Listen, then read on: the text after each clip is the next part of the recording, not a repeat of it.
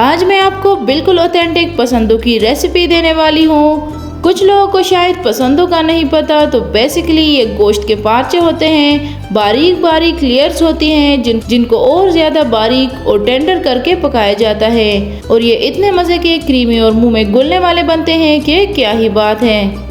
ये एक मुगलई रेसिपी है जो मुगल दौर के लोग बड़े शौक से खाते थे।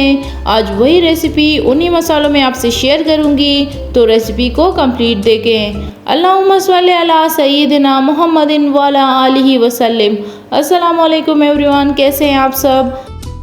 पसंदे तकरीबन सारे मैंने पहले से रेडी कर रखे हैं। जो हैमर से इसे कूटा जाता है वो काम मैंने पहले से किया हुआ है। देखें, आपने इतने पतले गोश्त के पार्चे बनाने हैं।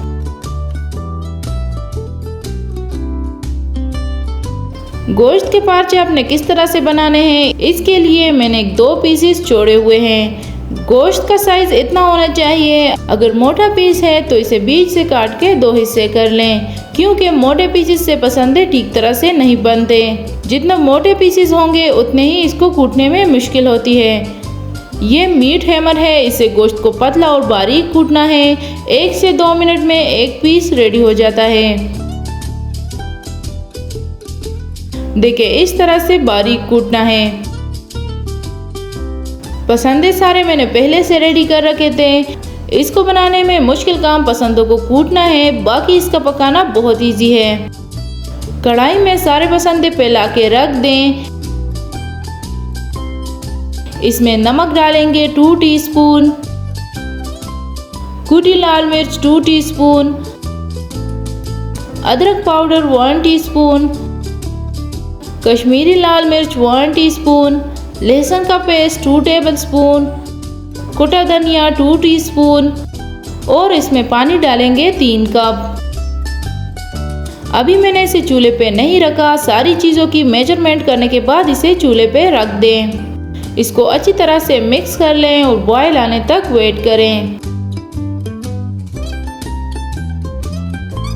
पानी को उबाल आ गया। अब आपको पसंद दिखाती हूँ कि जो इतने बड़े बड़े पार्चे बनाए थे वो श्रिंक होके कितने छोटे हो गए हैं। इसलिए आपने जितने लंबे पार्चे बना लिए, पसंदे उतने मज़ेदार और लंबे होंगे।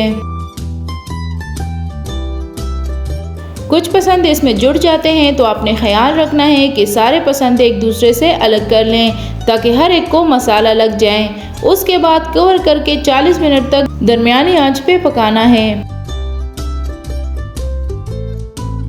40 मिनट हो गए। पानी देके अभी भी थोड़ा सा रहता है।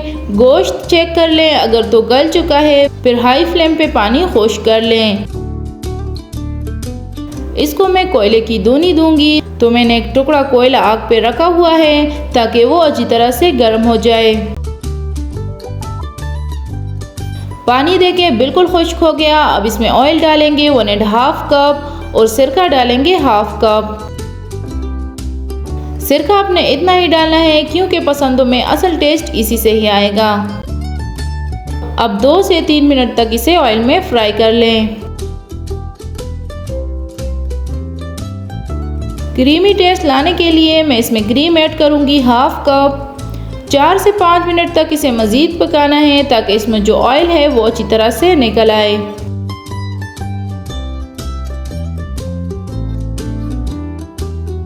अब इसे कोयले की धुनी देंगे। कोयला इसमें डायरेक्ट ना रखें, इसके साथ राख भी होती है जो सालन में जाने का खदशा होता है। रोटी के टुकड़े पे कोयला रख के इसके ऊपर 1 टेबलस्पून ऑयल डालें और फ़ौरन से ढक्कन बंद करके फ्लेम ऑफ कर दें और 5 मिनट तक इसे छोड़ दें। अब इसे एक डिश में निकालेंगे। साथ पुदीना, प्याज और हरी मिर्चें डाल के सर्व करें। बहुत आसान और चटपटी रेसिपी है। पसंद आई हो तो चैनल को सब्सक्राइब और वीडियो को लाइक एंड शेयर करें। इजाज़त दीजिए, दुआओं में याद रखें। अल्लाह हाफिज़।